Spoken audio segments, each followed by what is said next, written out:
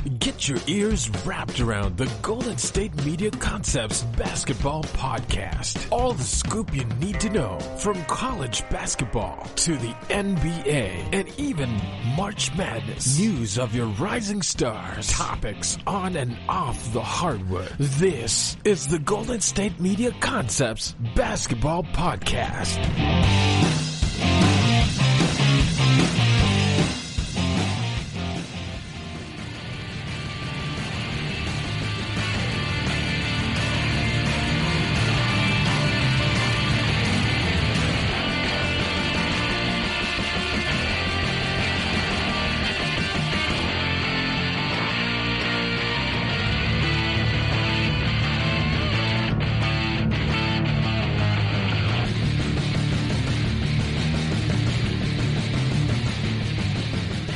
Hello everyone, Happy New Year. Thank you for tuning in to the GSMC Basketball Podcast, brought to you by the GSMC Podcast Network.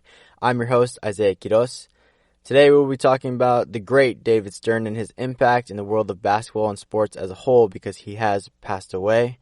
We'll see how Melo's return to Madison Square Garden went. We'll see some big games in the East and the West before we're doing a quick injury update. And then we'll end the show with some predictions of how big games over the next few days will pan out. Now, as I just stated, David Stern, ex-commissioner of the NBA, has passed away. Happened January 1st, 2020, the first day of the new year, at 77 years old. We talked about him a couple podcasts ago, and just kind of what he means to the whole basketball community, and knowing how much impact he's had throughout his tenure as commissioner.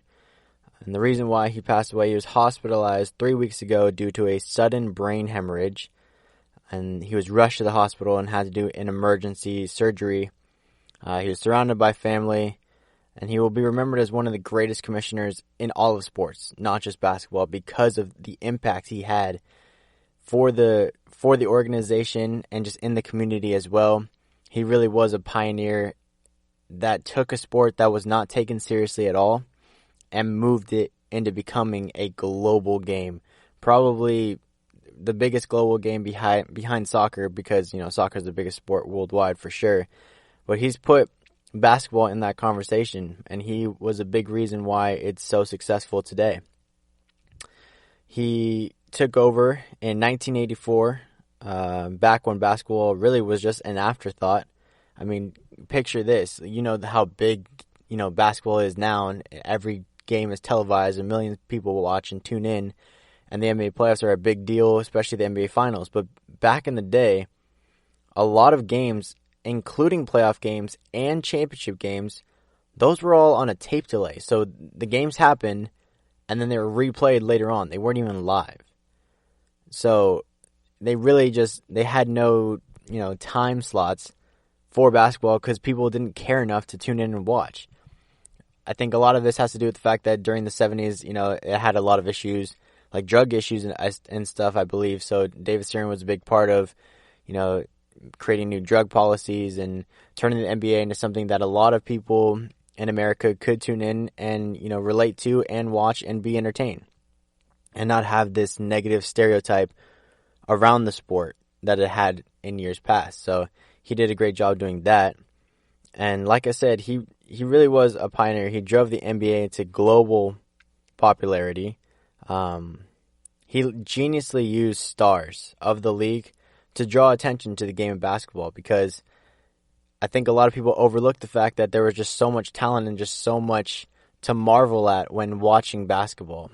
And a big focal point for David Stern during this time was the Dream Team. He really, really pushed that Dream Team of 92 that, went on to do great things, not just for America on the global stage, but just basketball as a whole.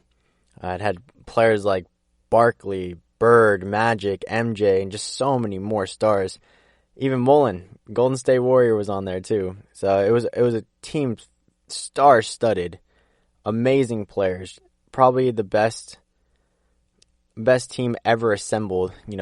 Some people argue, a newer age with Kobe Bryant, LeBron James, Dwayne Wade, and all those players, but the original Dream Team will always be famous, not just because they're so good, but because of what they stood for.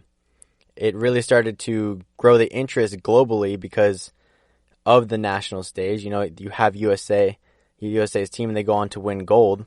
And so everyone's starting to look like, oh, the U.S. are a big deal, and basketball in the U.S. is a big deal. It's not just, you know, something to overlook. And that really is the case, because back then it only about 80 countries would show the NBA, and today there are 215 countries that tune in and watch the NBA. So he really helped grow the league as well. During his tenure, 7 teams joined the league and 6 teams relocated, so there was a lot of movement during his tenure and a lot of growth as well. So this you know, the NBA wouldn't have been this grand Western Conference and Eastern Conference rivalry if it wasn't for him. He also helped not only in the NBA, but in the women's sports as well. He helped the creation of the WNBA. And it only had its first season in 1997. Think about that for a minute. Before 1997, women didn't have the opportunities to play this sport on a grand stage. Sure, there were probably big leagues, you know, that they just weren't to the level that the NBA were. And David Stern realized this in a time where, you know, it wasn't necessarily pressing to push for women's rights to play in a sport, you know, that was mostly taken over by men. So for him to be before his time and push for this WNBA, it's a great thing to put on his resume, and it just shows to the character he is and the ambition that he has. He also helped create the Development League, now known as the G League, which is another great feat because that just creates even more possibilities to play and gives more players out of college a chance to get into the NBA at some point. And I think the Developmental League is really growing in terms of its ability to produce players that can really make an impact in the NBA. A great example, in fact, is Quinn Cook. A couple years ago, the Golden State Warriors had a lot of injuries, including Stephen Curry, and Quinn Cook came up from the NBA and completely took over that Golden State Warriors team and carried them throughout a good portion of the regular season to keep Golden State, you know, from being a laughable team, because they really had no stars at the time. They were kind of looking like how they look right now, just not a very good team. And he came out of nowhere and changed things around. So this G League has really starting to grow and really starting to grow potential for even better production in the future. During David Stern's tenure, he increased TV revenue from $10 million a year, just $10 million, to $900 million a year. That's a huge, huge leap, and a lot of it has to do with him. He's the one that pushed the brand and really pushed the idea of it being a star-studded league. Really embraced the players that he had in his league. He made it all about them, and made it okay for them to have their own brands. Michael Jordan wouldn't be who he is without the Jordan brand, and that was able to become a thing because of David Stern's vision of where he wanted the NBA to go and how he wanted it to be a global market and just focus on the stars of his league, and he did a great job of doing that. There was an outpouring of support, of course, from all kinds of people in the basketball community. I have a couple quotes here that I'd like to read. WNBA Commissioner Kathy Engelbert, I hope I said that correctly. She said, quote, "We are deeply saddened by the passing of NBA Commissioner David Stern. The WNBA will forever be grateful for his exemplary leadership and vision that led to the founding of our league. His steadfast commitment to women's sports was ahead of its time and has provided countless opportunities for women and young girls who aspire to play basketball. He will be missed." And that just goes back to my point. This is a great example. He was ahead of his time. And he created so many new opportunities for women and young girls to aspire to play basketball, whether or not they are women or not.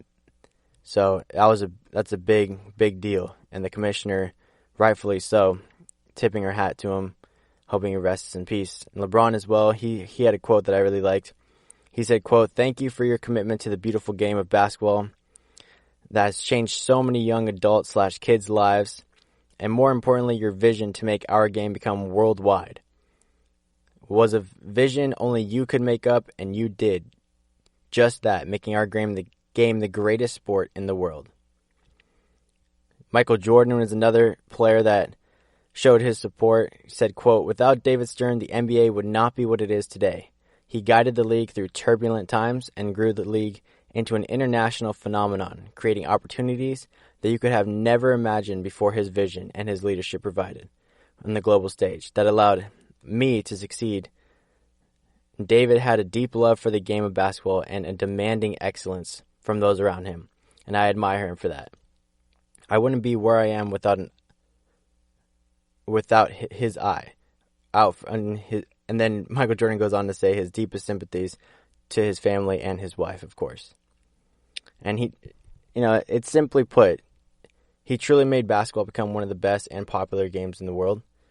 And he really made millions, for everyone, especially the players, just care about the sport a lot more. It grew the brand. And so it is, with a heavy heart that he does pass away. And I would like to say, I hope that he rests in peace. He obviously will be very missed by the community. So many more stars and analysts and people around the NBA and people around the sport of basketball gave their support as well on Twitter, on their news stations, so on and so forth. So he had a big impact.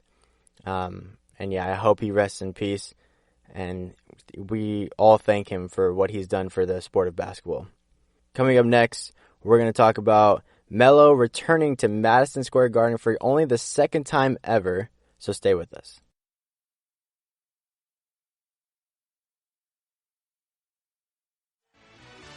Are you looking for the very best NFL and college football podcast? Then check out the GSMC Football Podcast. Get the latest football news both on and off the field. From the NFL Draft to trades to the rumor mill to the NFL Combines. They got you covered. That's GSMCpodcast.com/football-podcast. Get updates on college rivalries, game day insights, and much, much more. It's football talk the way you want it. This show eats, sleeps, and breathes football. Don't forget to like them on Facebook and follow them on Twitter. Visit GSMCpodcast.com for more info.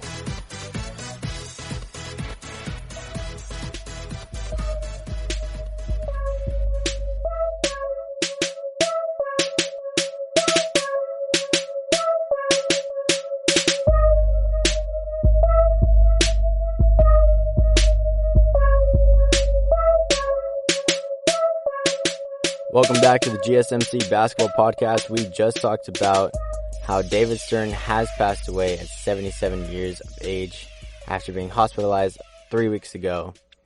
And we just talked about his impact and what he meant to the game of basketball. And again, I'd like to say I hope he rests in peace and that his family, I know that his family has support from all over. So now moving on, we're going to talk about Melo. He's returning to Madison Square Garden for only the second time since leaving a few years ago.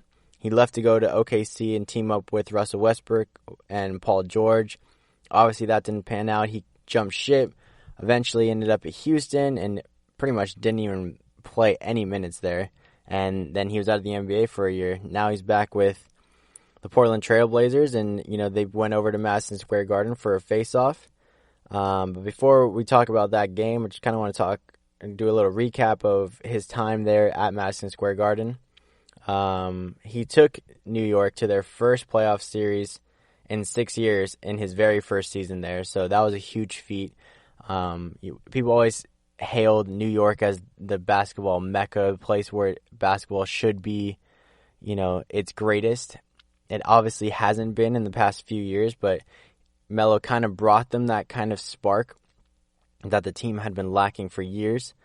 They didn't really end up doing anything in the playoffs, but he did create some good opportunities.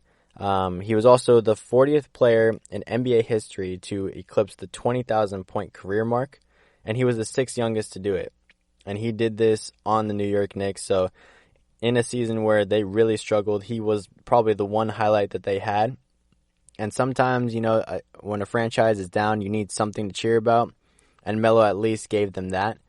And for him to be the sixth youngest to do it and be in a club where most of the people that have achieved this are Hall of Famers, it just speaks to Carmelo's greatness. And for him to do it as a New York Knick is just that much sweeter. He also scored 62 points in a game.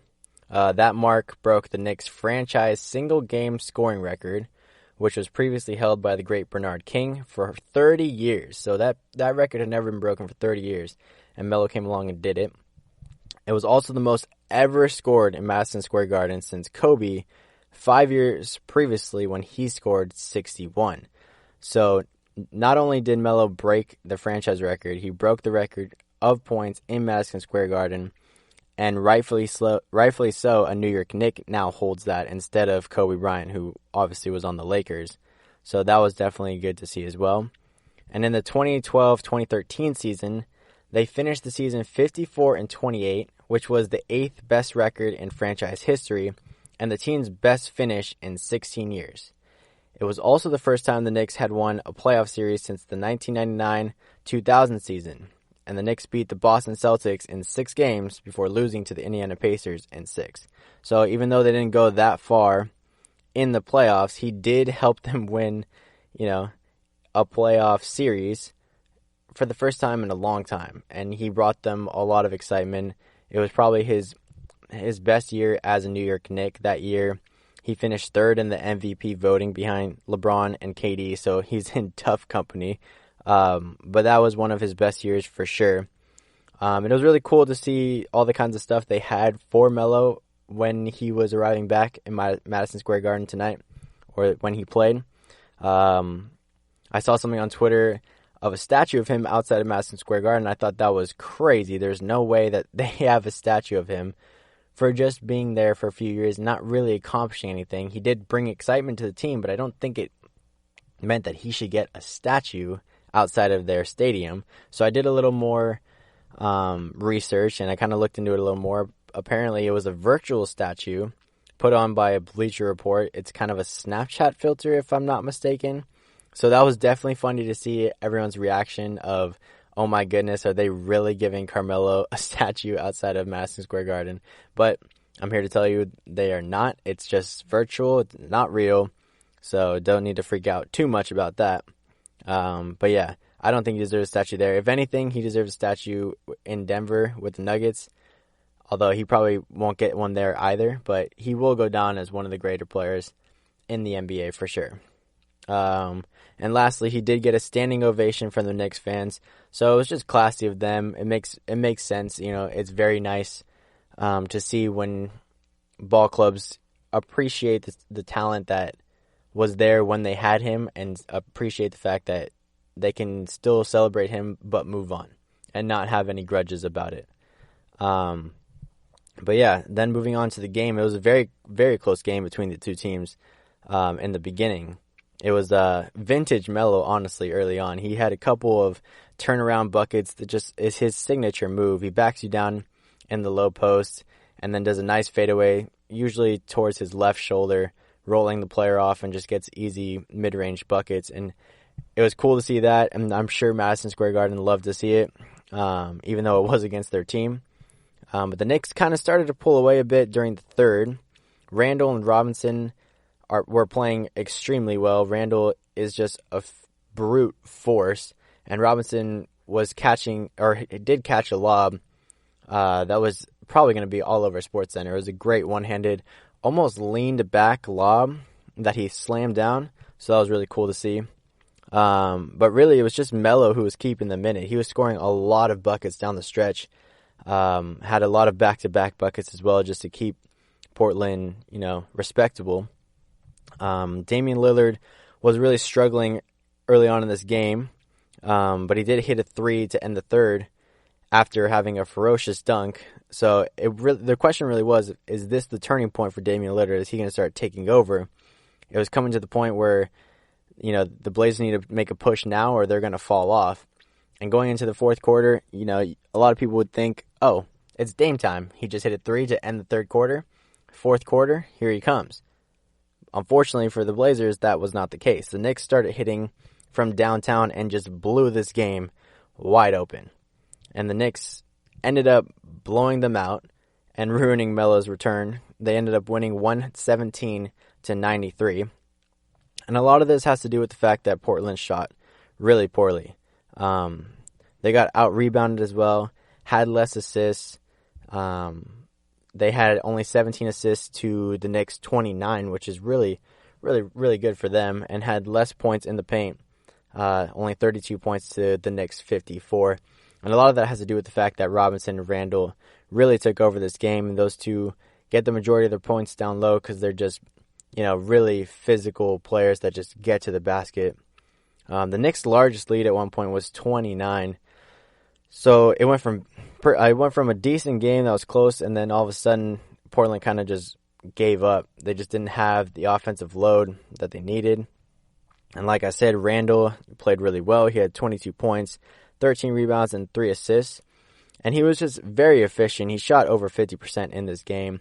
And he's really started to develop a three-point shot as well. And he hit a couple of those that definitely helped his points average.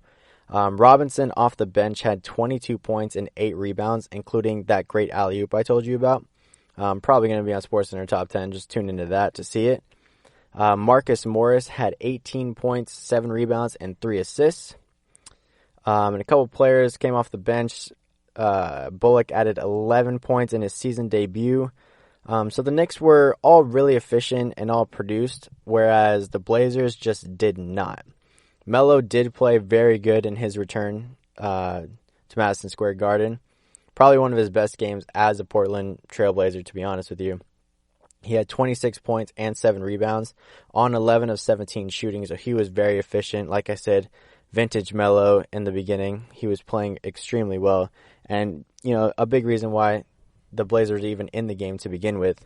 Whiteside played pretty well. He's had 17 points and 12 rebounds with 2 steals and 3 blocks. So he produced on the offensive floor, got a bunch of boards, and he produced on the defensive end as well. 2 steals and 3 blocks from your center. You can't ask for much more. McCollum definitely underperformed. He only had 17 points, 4 rebounds, and 4 assists. So obviously, if he's one of your main guys, Portland Trailblazers have one of the best backcourts in the NBA. So those two should be, carrying the load for the most part. But McCollum didn't play that well, and then it definitely didn't help that Lillard had really a poor game all in all. He had 11 points, 10 rebounds, and 8 assists. So he almost had a very, very, very quiet triple-double. And he did other things well. Like, obviously, if you have your point guard getting 10 boards, that's definitely a good sign. And 8 assists is a great thing to go along with that, but he only had 11 points. He just could not score. He shot 5 from 20 from the field and shot 1 of 8 from 3. That's not what you expect from Damian Lillard. He's a guy that can pour in, 30 points with ease. He's a guy that can pull up from deep and hit 4 threes with no problem. So for him not to be able to, add in a good amount of points in this game is the reason why they got blown out in the end. Bazemore had 9, but then after that, no one else on the team had more than 5 points. So your contribution in terms of points really was just poor for the Portland Trailblazers. So with that loss, the Blazers dropped out of a playoff spot and are currently on a 5-game losing streak. So they're just not having a good time right now. They need to find out what they're gonna do, because they struggled early on in the season as well. And so they went out and got Melo, kind of just to put a Band-Aid over a giant crack. And then things kind of started getting better. They started getting better results. But now they're in another rut. So they need to find out another solution, a more permanent solution as to how they're going to right the ship. Because Portland definitely should be in that playoff race and should be not a team that's flirting with an 8th place seed. They should be much higher than that. They have the talent to do so. So I'm not sure what it is that's going wrong in Portland right now, but they definitely need to figure out soon. The Knicks, on the other hand, have won 3 in a row and are 6-4 in their last 10. So that is surprising, because they've, a lot of people thought they were going to be the worst in the NBA, aside from the Hawks and the Warriors, of course, now that they have all those injuries. But the Knicks are making moves. They're still low in the table right now, but they're making moves to get higher. And And the Knicks winning this game was almost as strange as the Heat losing the other night to the Wizards. We'll break down what happened and check in with the 76ers and Pacers game when we return.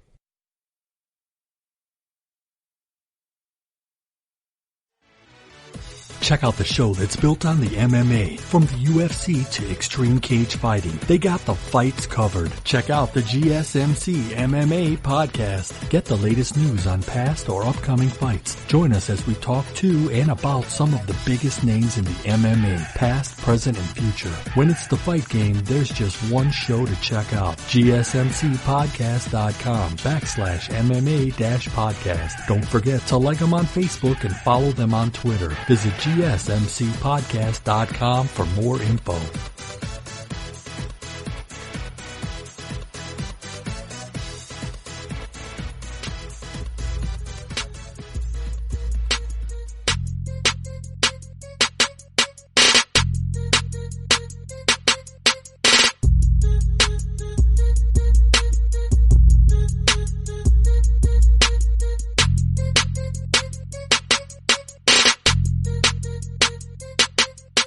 Welcome back to the GSMC Basketball Podcast. We just talked about how Carmelo Anthony's return to Madison Square Garden was spoiled by a New York Knicks team that is becoming a scrappy team. They've got a 3-game winning streak going on right now. They're 6-4 in their last 10, and all of a sudden they're finding ways to win games, and it's interesting to see. So it's definitely not something you would expect. And speaking of things you wouldn't expect, the Heat lost the other day to the Washington Wizards. They lost 123-105, so it wasn't even a close game. They got blown out on Monday. And that's definitely interesting to see because we talked about it the last podcast. Miami Heat have been playing extremely well and have been very consistent this year. And I'm a guy that's been teetering back and forth on whether or not to believe this team is legit. And for them to lose to the Wizards makes me even more skeptical. But I don't know. Maybe it's just a one-time thing, like a game where it's on the schedule, they kind of underestimate their opponent and they get blown out. The Heat actually started out pretty hot in this game, especially Duncan Robinson, who was absolutely pouring it in from 3. Every time he shot the ball, you thought it was going to go in. So the first quarter was really good. They outscored the Wizards 39-29. But as good as their first quarter was, it was nowhere near as good as the Wizards' second quarter. And this is where the game kind of flipped on its head. After you go up 39-29 at the beginning of the first, you think, oh, you're going to run away with this game because the Miami Heat have been that good and the Wizards have been that bad. But no, hold on for a second because the Wizards still had a lot of life in them, and a lot of it came from Garrison Matthews. He's actually a rookie, and he got extremely hot from deep. He had 22 points in the first half, the majority of them coming in the second quarter. And the Wizards actually outscored the Heat 42-24 in the second quarter. So that is a great clapback for the Washington Wizards, who have been struggling a lot this season so far. They're low in the table. They were on losing streaks after losing streaks. They only have won 10 games this year, including this one against the Heat. And they're 3-7 in their last 10 games. So it's an understatement to say they've been struggling. So for them to come back like this was pretty good. And then they kind of just went on and battled between, in the third quarter, the lead changed a few times, but any comeback attempt in the fourth was put to rest by Ish Smith, who hit clutch bucket after bucket for the Wizards, while the Heat had a 4-minute scoring drought. So he kind of took over the game, went down, got a couple mid-range buckets, found his way to the basket, and really extended this lead while the Heat kind of just couldn't find a bucket, couldn't buy a bucket. And then all of a sudden, the lead just ballooned for the Washington Wizards. So, again, the Heat lose 123-105. The Wizards shot 45.9% from three-point range and just absolutely torched the Heat. I mean, to shoot that well from three-point range, it's tough to even try to match that. Because at the end of the day, 3 beats 2. And when a team is shooting that well from 3, it's hard to kind of keep up. And I think a lot of why the Heat had so many scoring droughts in the second half is because they were trying to match the outpouring of 3-point shots that the Wizards were generating. But it was a great team performance for them as well. Definitely a good pick-me-up after a couple losses. Mahinmi, who had 25 points on 10 of 11 shooting. Also had 2 blocks and 2 steals, so he played extremely well for the Wizards. Took over this game, kind of led the team. But most of their points actually came from off the bench. The starters didn't score that much, but the bench scoring was massive. McRae had a team-high 29 points with 4 rebounds and 8 assists. So that was very good coming off the bench. He also shot 6 of 8 from downtown. So to come off the bench and pour in that many points, definitely good to see. Garrison Matthews as well came off the bench. He had 28 points, which is just so much higher than his season average, which is around 6 points, I believe. So he outdid himself. Hopefully he can try and continue to play that way because, he's a rookie. He's still trying to learn the ways and ins and outs of the NBA in a year where the Washington Wizards are struggling. So for him to have a breakout performance like this, hopefully he can, use this as momentum to move forward. And Ish Smith had 19 points, 3 rebounds, and 7 assists with 2 steals. And like I said, he was clutch down the stretch. Really was the one to close out the game and make sure that there was no comeback attempt for the Heat at all. And IT as well, he showed flashes of, being the player that he was on the Boston Celtics. He had a couple step backs, some nice moves. He only had 8 points and 4 assists, but it was really just a great win for the Washington Wizards. And a lot of pieces showed a lot of promise. And if they can get that on a more consistent level, they can probably win more games too. But at the end of the day, the Heat just couldn't match the 3-point impact the Wizards had. Butler played another great game. He had 27 points, 6 rebounds, and 4 assists. So he's been doing his part. He's been leading this team. Robinson had 16 points. Adebayo, another player that's been really stepping it up this year, he had 14 points, 14 rebounds, and 5 assists, which is pretty good numbers for your center. Nunn had 14, and then 10 points from Dragic, but really no more double-digit scoring after that, and that's the reason why they just couldn't keep up with, all the three-point shooting and the big bench contributions for the Wizards. And, in a game where, you'd expect the Heat to blow out the Wizards, it was the other way around. And it was definitely interesting to see, especially since the East is so close. So the Miami Heat were in second in the East. They've dropped now a little bit. Another big game in the East was the Pacers and the 76ers. And, a lot of speculation has gone around with the 76ers and whether or not they can be legit in the East, especially coming from me. I thought that they were going to be one of the best teams in the East, the best suited team to combat the Milwaukee Bucks and what they've been doing this season. Meanwhile, they've been playing extremely poor as of late. They're 6th in the East right now on a 3-game losing streak and are 4-6 in their last 10 games. So they are struggling. And they lost this game to the Pacers 115-97. Now, before anyone hits the panic button, they didn't have Embiid because of left knee soreness. So that's a big loss. We kind of already talked about that in previous podcasts when I broken down some 76ers games. That without Embiid, they struggle a lot because, he's a big impact player, gets you a lot of points, gets you a lot of boards, and just, draws a lot of attention. So it makes it easier for everyone else. So when he's not on the floor, it's definitely harder for them. But I think the biggest problem is that the 76ers they don't have enough firepower. And, with Embiid getting hurt, it's tough for them to be competitive. The Pacers also used a big second quarter to propel themselves over the 76ers. They scored 38 points to the Sixers 16 in the second quarter. So pretty much from there, the 76ers just couldn't recover. And it felt like that the 76ers really just weren't competing. They were getting outworked by the Pacers. They just looked like they wanted it more than the Sixers, who just kind of laid down after getting beat up in the second quarter. The Pacers ended up leading by 36 at one point, and they also had 35 assists in this game, which just really shows how well they share the basketball. That's a great team performance if you're getting 35 assists against a team where the 76ers could be a very good defensive team with all the length that they have and the athleticism they have as well. Sabonis is having a great year this year. He led the way in this game. He had 23 points, 10 rebounds, and 5 assists with a block and a steal. So he did it all in this game. And, the 76ers just had no answer for him. He was having his way all night. T.J. Warren as well. He's been playing extremely well for them. I think he's their leading scorer right now. He had 21 points, 4 rebounds, and 2 assists. Turner had 14 points and 5 rebounds. And then Lamb had 13 points, 3 rebounds, and 6 assists.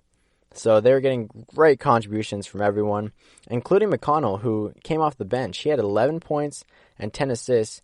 A very quiet double-double, but it was against his former team. He was a 76er.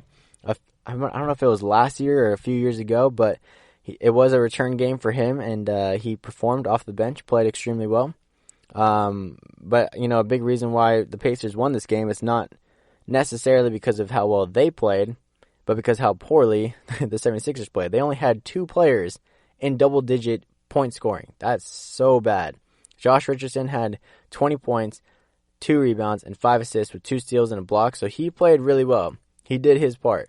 He's not necessarily a person you're going to look to for the majority of your points, but he is a good role player and gave good contribution. Simmons had 18 points, 10 rebounds, and 3 assists. So you would kind of think, oh, those are decent numbers, but I don't see it that way. I think 3 assists for him is extremely poor, especially since he's your best passer. He's your point guard. I think 18 points is too little for a game where they don't have Joel Embiid.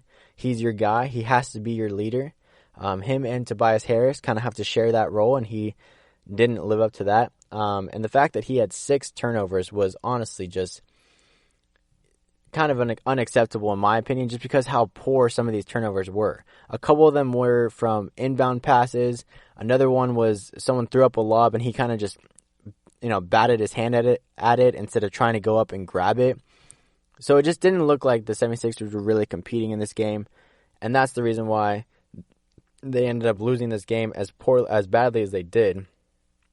And there was just nowhere near enough contribution throughout the entire squad.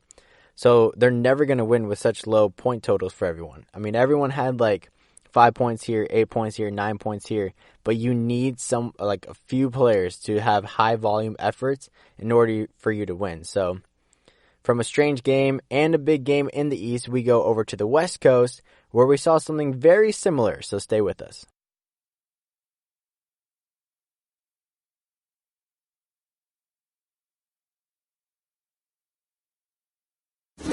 Check out the show built around the women of MMA. From the UFC to the extreme cage fighting, we got the fights covered. Listen. It's the Golden State Media Concepts Women's MMA Podcast. The latest news of upcoming fights, discussions of previous matches. Join us as we talk to and about the biggest names in women's mixed martial arts, past, present, and future. When it's the women's fight game, you know where to listen to. The Golden State Media Concepts Women's MMA Podcast.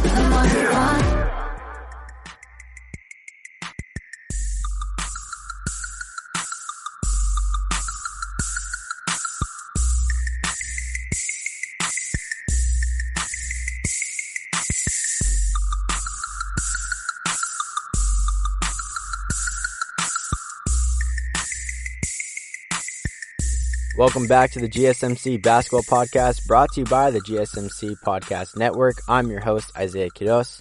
We just talked about a couple interesting games in the East where we saw a very good win for the Washington Wizards and a poor loss for the Miami Heat.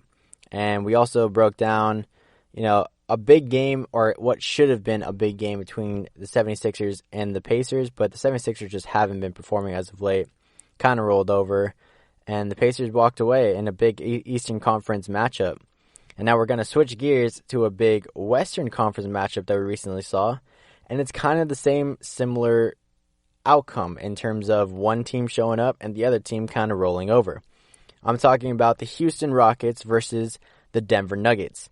Now, the Nuggets have really ascended into second place out of nowhere. We talked about it last podcast, just how well they've been playing. They had been on a roll. They were 9-1 in the last 10 games.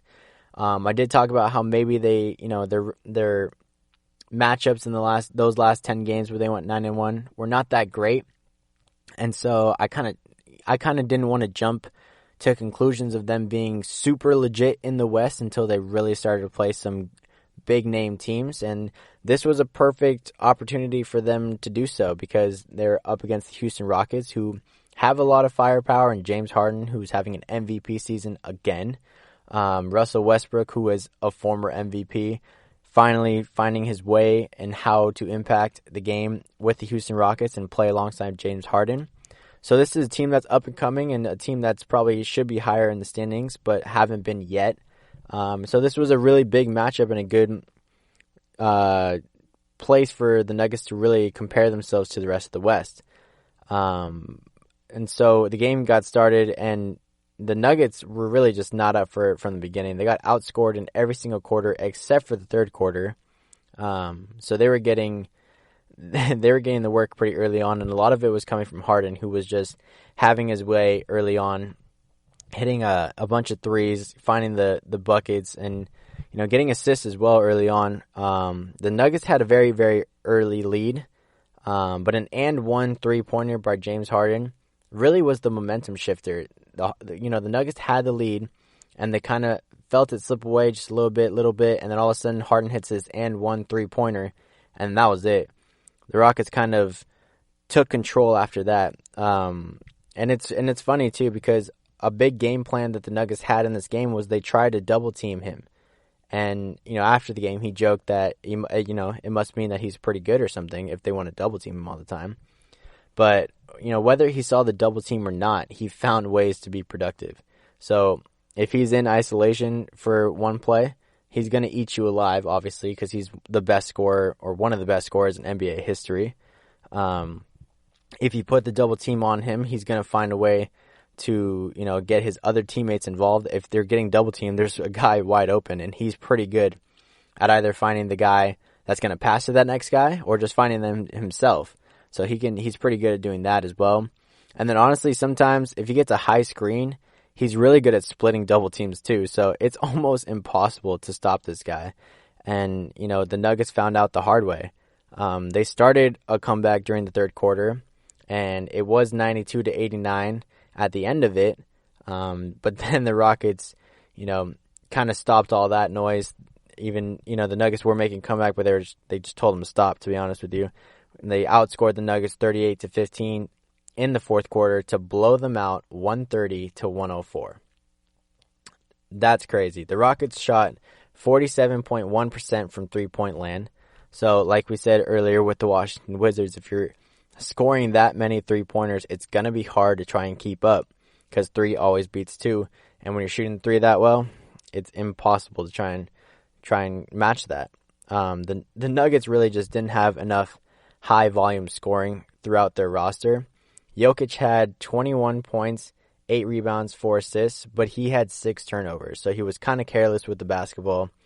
He did have the most points for the Nuggets, but if you're not taking care of the basketball and you have 6 turnovers against the Houston Rockets, they're going to make you pay, and that's exactly what they did. Monte Morris had 18 points off the bench, but then no one else after that had more than 13 points. That includes Paul Millsap, who had 13, Jamal Murray, who had 12, and Barton, who had 10.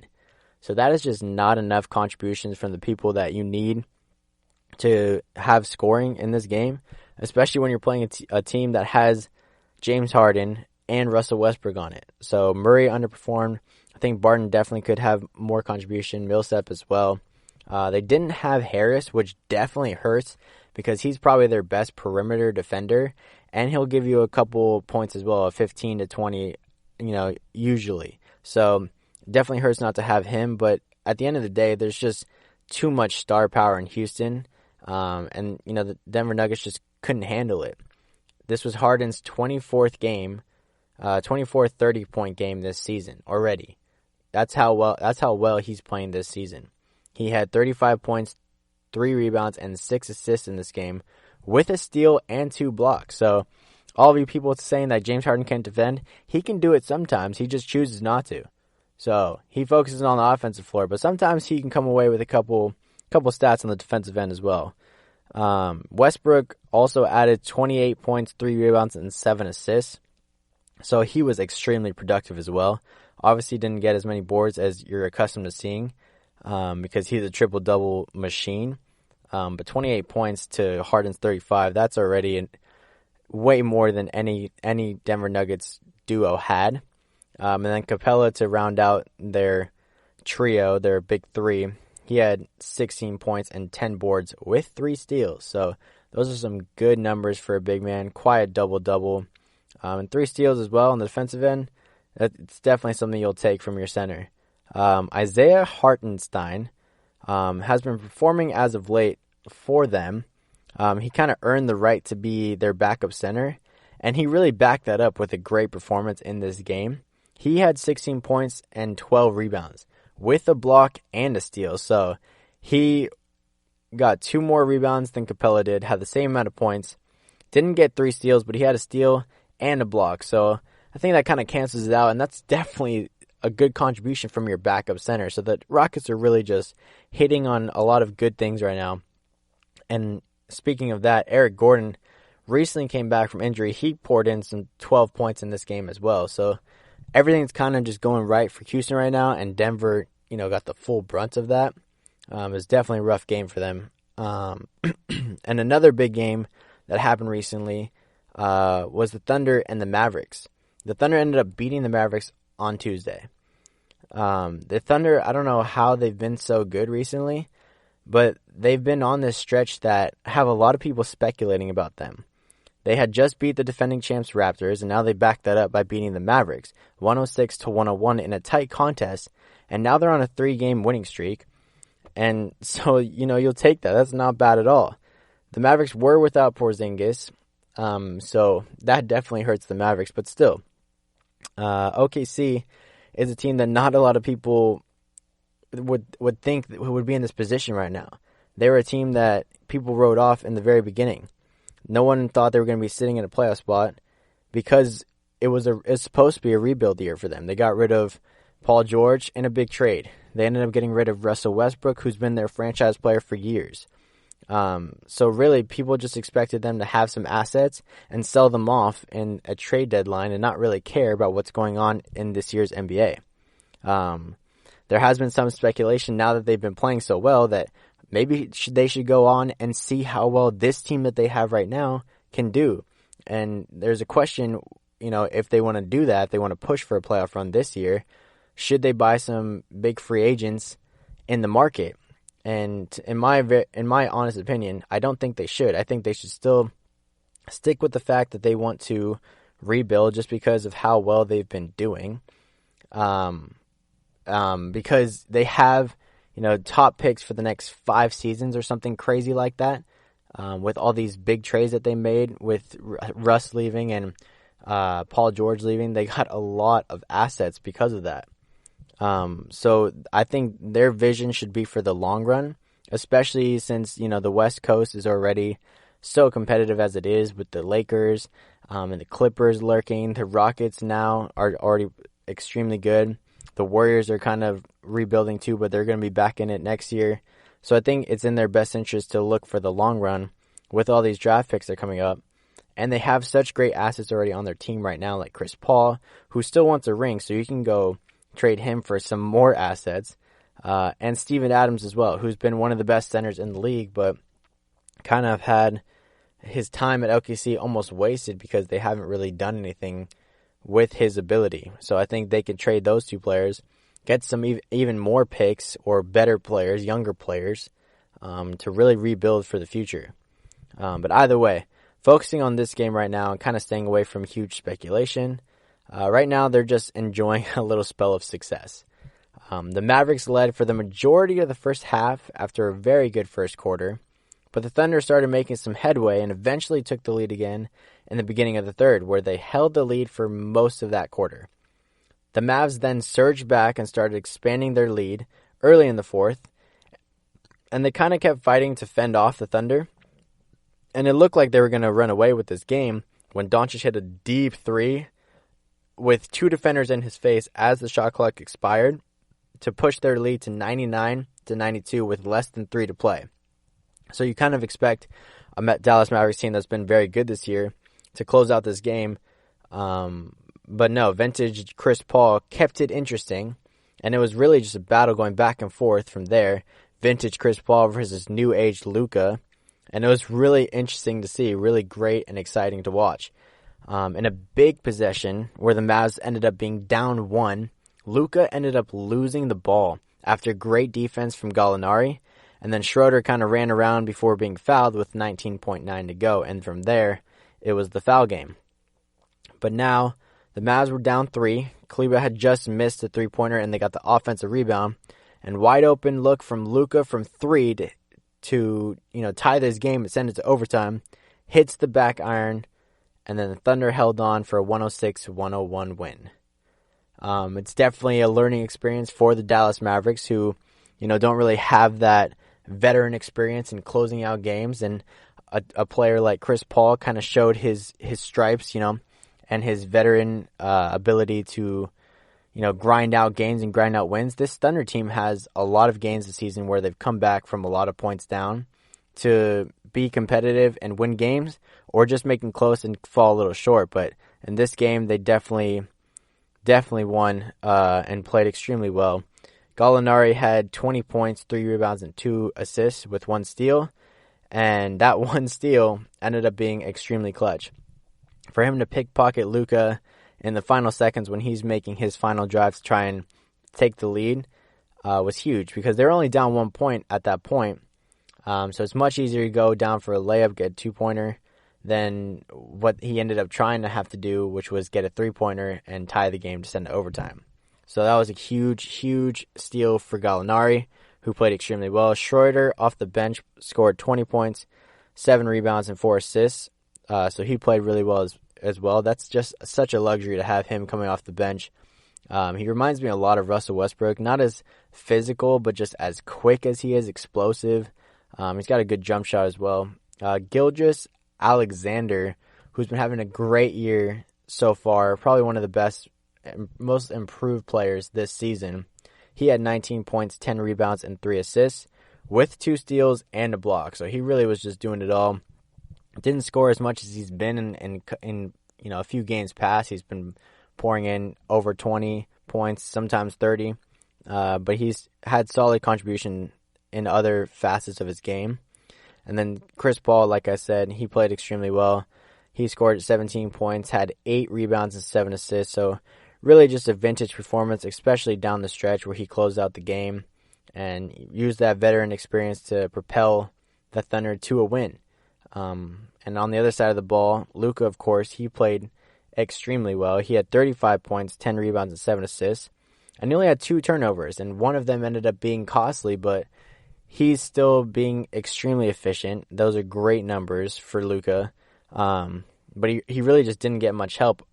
And the only 2 others were barely over double-digit scoring. Kleber had 14 points, 14 rebounds. And then Powell had 11 points, 4 rebounds, 2 assists, 2 steals, and a block. So those were the only other contributions, really, from the Mavericks. So they were struggling big time. They shot only 29.4% from 3. But they did shoot the ball 51 times from 3. So that's just awful. If you're shooting that many times from 3, you better hope that your percentage is high. Otherwise, it's going to end up hurting you, and that's exactly what happened in this game. The Thunder didn't shoot the ball well from 3, but they attempted it less than the Mavericks, and I think that definitely caught up with the Mavs. And the Thunder got more 2s probably, and just rode out this game and got another big victory against a good Western Conference team. But if the Mavericks want to be legit, they got to find ways to close out games. It did not help the fact that they didn't have Porzingis, but either way, they got to find ways to close out the game.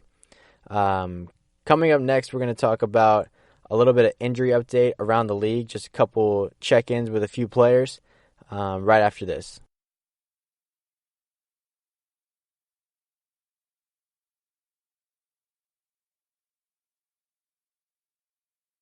Tired of searching the vast jungle of podcasts? Now listen close and hear this out.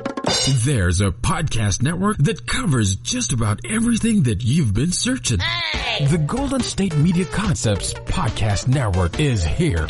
Nothing less than a podcast bliss with endless hours of podcast coverage. From news, sports, music, fashion, cooking, entertainment, fantasy, football, and so much more. So stop lurking around and go straight out to the Golden State Media Concepts Podcast Network. Guaranteed to fill that podcast itch. Whatever it may be. Visit us at www.gsmcpodcast.com. Follow us on Facebook and Twitter, and download us on iTunes, SoundCloud, and Google Play.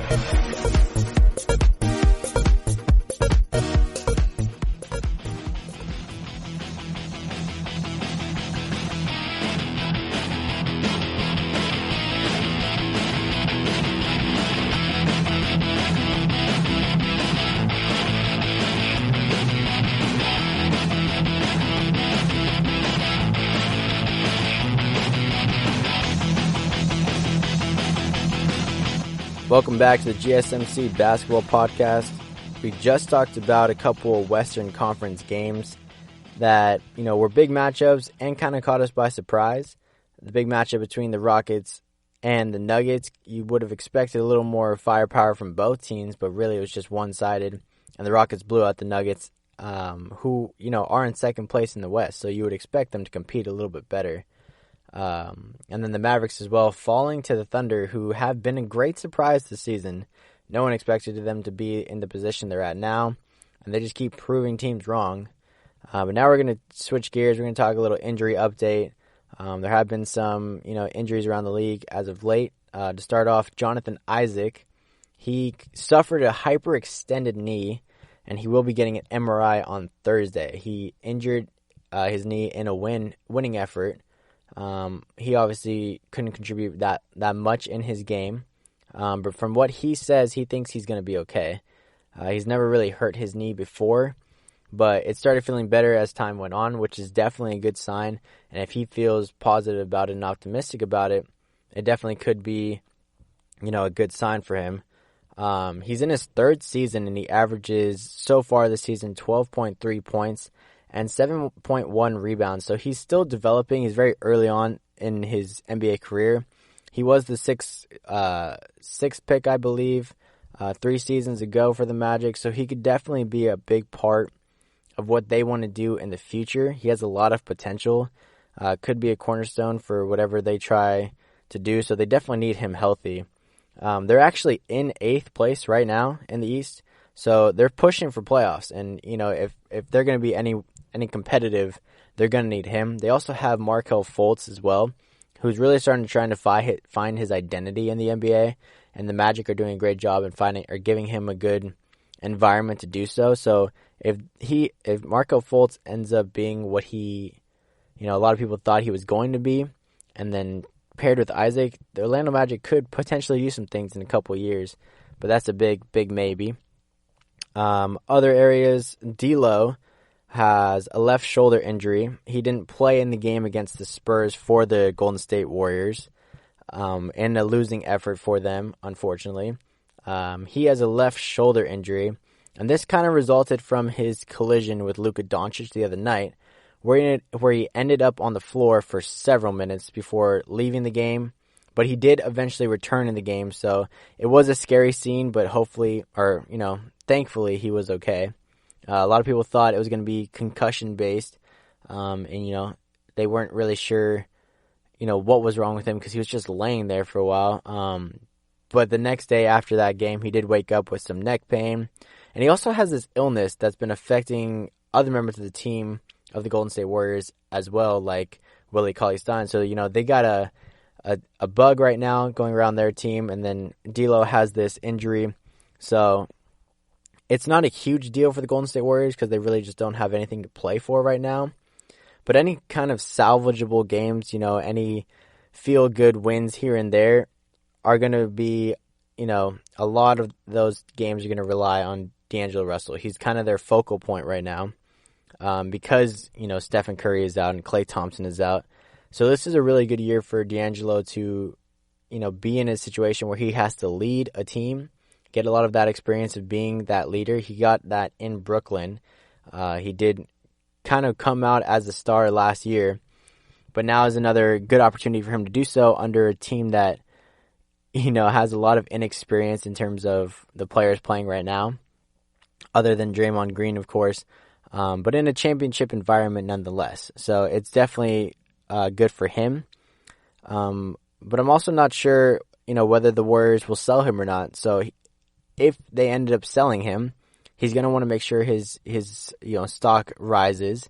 And for him to do that, he needs to be healthy. So I don't really think that this injury is anything too serious. It's probably all just more cautionary for him not to further injure himself. But whether he's looking at helping improve this team for the future of next year, or when Steph gets back in February, or if he's going to get traded. So he's got to be healthy, and he's got to find ways to get healthy. Another player that people thought would have been back already is Kyrie. Kyrie Irving injury is kind of an interesting one. He's only played 11 games so far this year, but his return date was supposed to be even before this new year. So no one's really sure what's going on with Kyrie right now. As of right now, he still isn't cleared for any contact play. So it might still be an issue, but no one really knows why it's continuously getting pushed back. It's just a very interesting subject. People are starting to speculate whether this is kind of just a front for maybe he has to deal with some mental illness, or because there's been a lot of speculation around that as well. He suffered from it in Boston over time, so people are thinking maybe that's the case. If it's more serious, you would kind of assume that maybe he needs surgery or something, but according to Coach Kenny Atkinson, it's not even in consideration for him to get the surgery. So a lot of speculation swirls around him when, he's supposed to be holding down this team, the Brooklyn Nets, knowing that KD is not going to return this season. He's supposed to be the face that kind of, propels this team and sets up the season for next year when KD comes back, but he hasn't been able to do that because he hasn't been on the court. So maybe they're giving him, just as much time as possible in a year where they can just consider this one a wash. But, they're kind of in a similar situation as the Thunder right now. It's interesting. The Brooklyn Nets are in 7th right now, even without Kyrie and KD playing the majority of the season. So maybe they could push, to be even better if they bring Kyrie back onto the court. So, Dinwiddie's been playing really well, and, LeVert is eventually going to come back soon after a successful thumb surgery.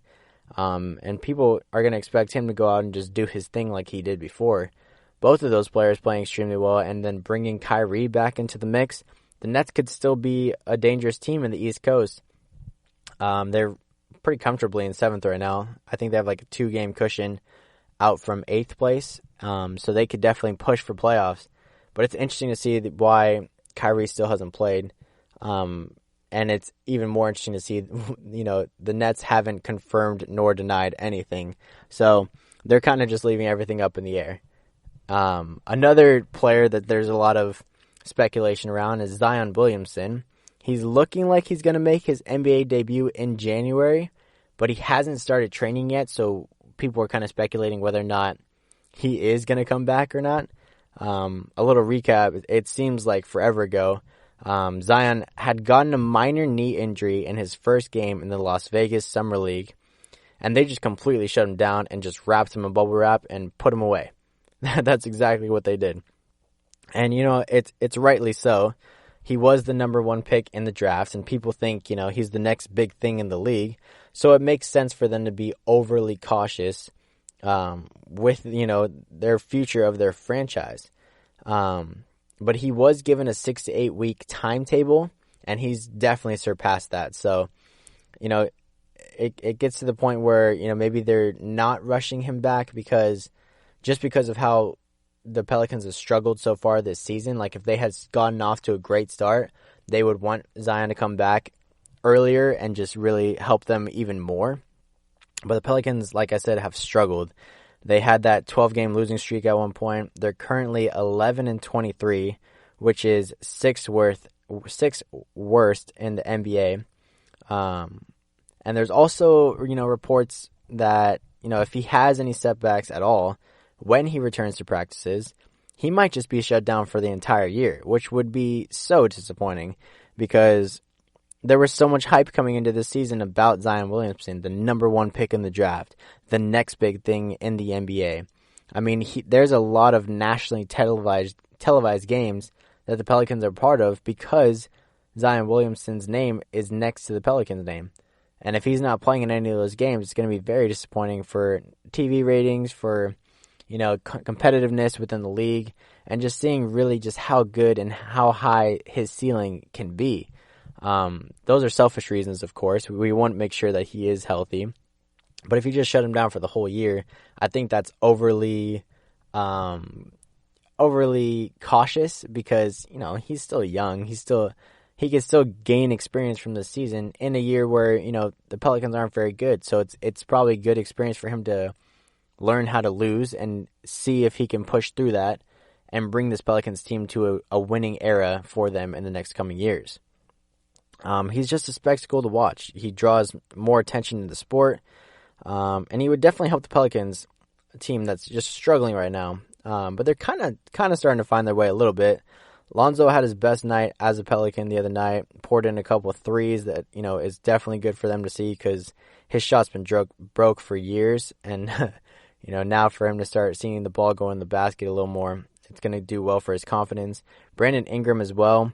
He's kind of finding his way as the superstar he can turn into. He has he's got a high ceiling as a player. He can definitely do some things. And the Pelicans right now, they're on a 4-game winning streak, and they're 5-5 in the last 10. So they're starting to do a little bit better with, how they're playing. So to bring Zion into that mix might be the perfect time to do so. So I really hope that, all this speculation that him returning in January is true, because it'll definitely be exciting to see this Pelicans team with him in the lineup. There's some big games coming up in the next couple of days. Stay tuned for my predictions on those games and just what I think the results will be in the future.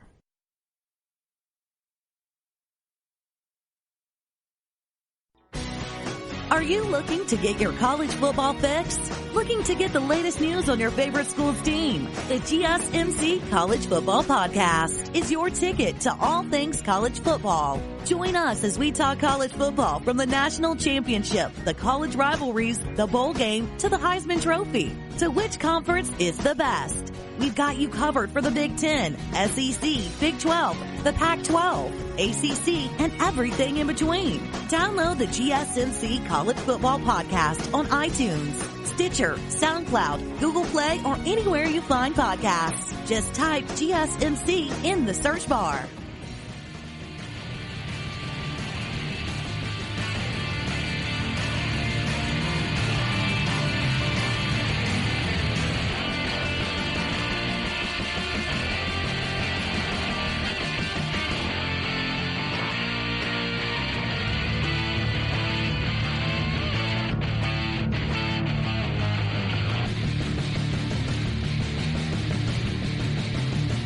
Welcome back to the GSMC Basketball Podcast. We just did an injury update around the league, kind of talked some speculation about whether or not D'Lo might get traded, whether or not Kyrie's going to come back at any point, what's really his injury. And we talked about if Zion Williamson's going to come back this season. We hope he's going to come back in January. That's kind of the speculation right now. But if he has any setbacks at all, they're just going to, shut him down and call this season a wash and bring him back next season. So that'll be definitely disappointing to see. But moving forward now, we're going to do some predictions for some big games coming up in the next few days. There are some big matchups, and I kind of just want to give my predictions for those. A big marquee matchup, I think, is the Denver Nuggets and the Pacers. The Denver Nuggets are second in the West right now, I believe. They're second in the West right now.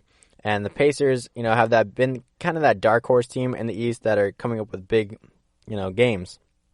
And I think this is a really big matchup between two teams that kind of seem like underdogs in their conferences. The Nuggets did just get destroyed by the Rockets, so I expect them to come out firing. It's definitely going to hurt that they don't have Paul Millsap. They might have him, but it might hurt. It'll definitely hurt if they don't. And it's questionable whether Harris will be back in time to play. So having your starting shooting guard and your best perimeter defender really hurts. And a Denver Nuggets team where they just got smacked, they're kind of a wounded animal right now. They got to have all their best assets, especially against a Pacers team that has a lot of confidence in themselves, especially after, just beating the 76ers pretty convincingly, 115-97. So they're running on a high right now, and they definitely have the potential to go out and win this game. They are without Brogdon, which potentially hurts. It would definitely hurt their offense because, he's the assist leader for the Pacers. I think this game is going to come down to, just who plays better between Sabonis and Jokic, because those two, for me, are the X factors for their teams. They really just have the most ability on either end of the floor to help their team win. Jokic, is a player that has been kind of underperforming, but putting up decent numbers recently. And I kind of want to see him step into a bigger role for that Denver Nuggets team and really get back to taking over, getting triple doubles out of nowhere.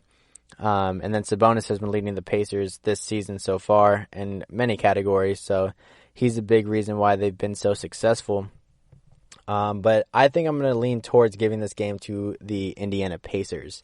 I think they're going to win this game. I think it's going to be very competitive. It's definitely going to be back and forth. I don't think it'll be a blowout for either team. The Nuggets definitely wouldn't let that happen twice, and the Pacers are too scrappy to go down, and the Nuggets don't have enough firepower for them to bury the Pacers like that anyway. But I think the Pacers are going to edge them out late in the game, and Sabonis and Warren are going to be the ones that continue to, kind of carry this team and get most of the points and help their team win this game.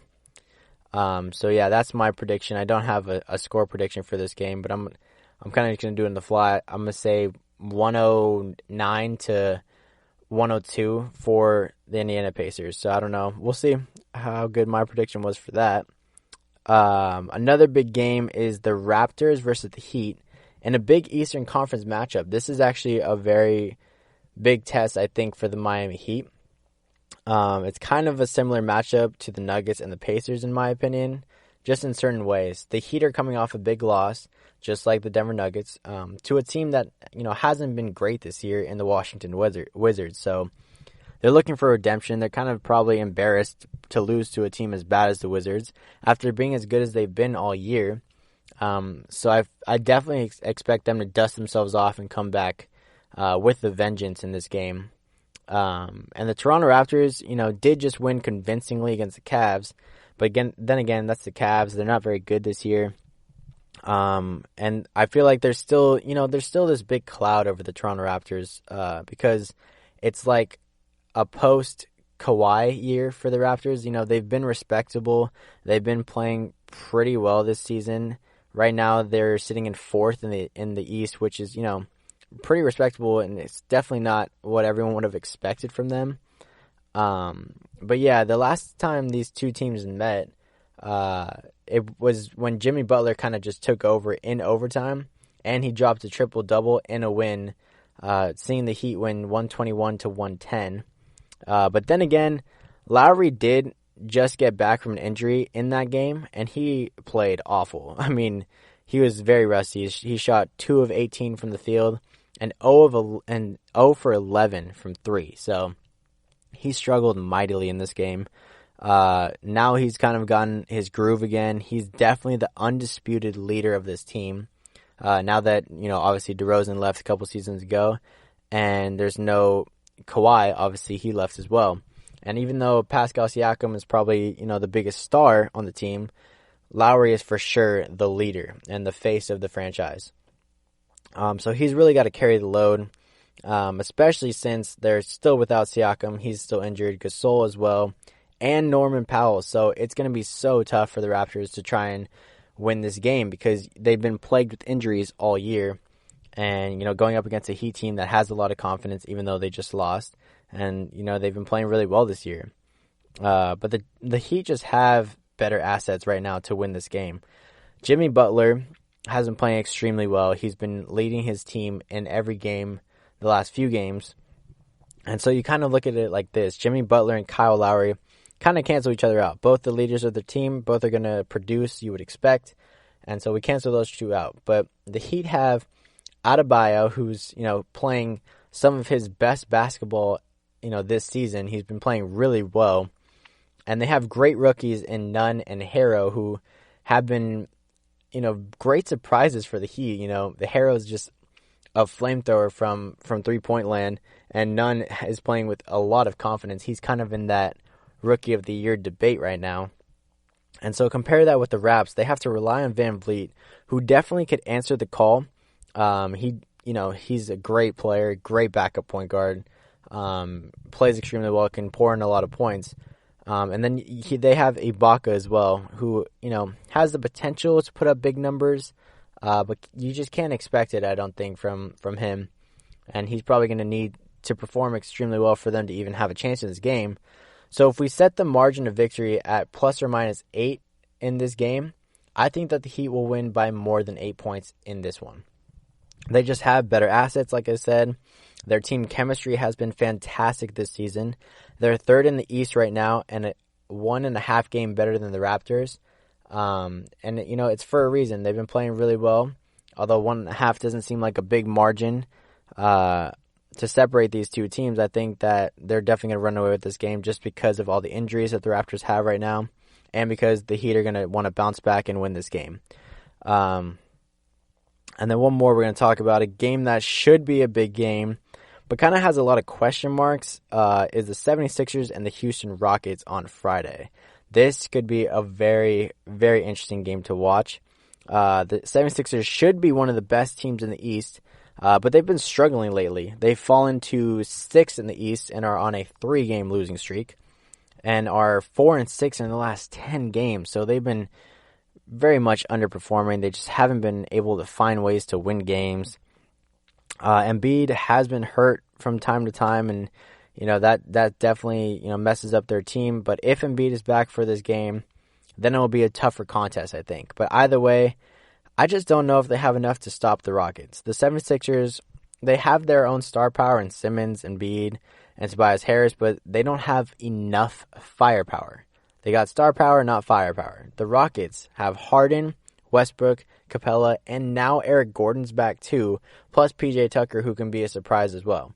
That's a lot of firepower, especially just with Harden, who is seemingly unstoppable this year. He's averaging well over 30 points a game, almost 40 points a game this season. So just with the way that the Sixers have been playing, I could see this game getting very ugly for them. Who knows? Maybe they'll rise to the occasion and kind of pull out a win, but I'm going to predict a blowout for the Houston Rockets where Harden is going to go off like he usually does.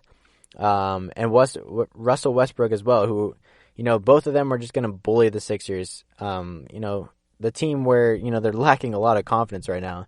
They've been underperforming. They've been on losing streaks recently. And the Rockets are, a team that have so much firepower, they're just going to torch them.